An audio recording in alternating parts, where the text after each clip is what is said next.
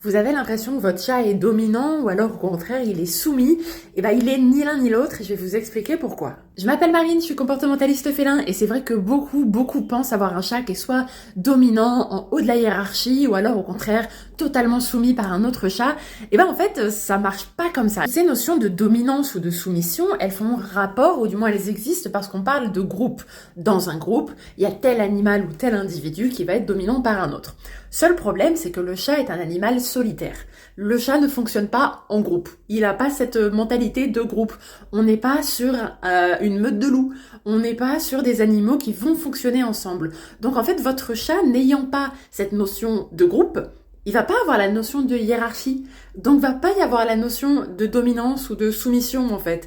Tout ça, ça n'existe simplement pas dans l'univers du chat. Alors pourquoi est-ce qu'on a cette impression d'avoir un chat qui est quand même hyper dominant par rapport à un autre, qui va par exemple toujours aller prendre la place de l'autre? Mettons, c'est un exemple que je retrouve assez souvent. Et là parce que votre chat, là, celui qui va toujours aller prendre la place de l'autre, il a des envies. Il a des envies déjà de marquage. Donc il va vouloir retrouver ses odeurs à lui un peu partout.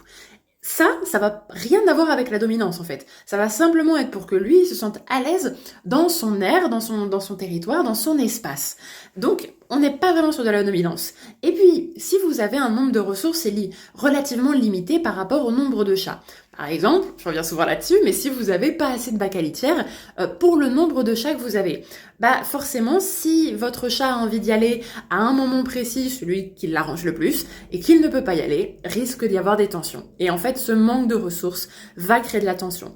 Là où on va du coup avoir l'impression que les chats sont constamment en train de se battre et tout, et que comme par hasard, c'est toujours lui le dominant.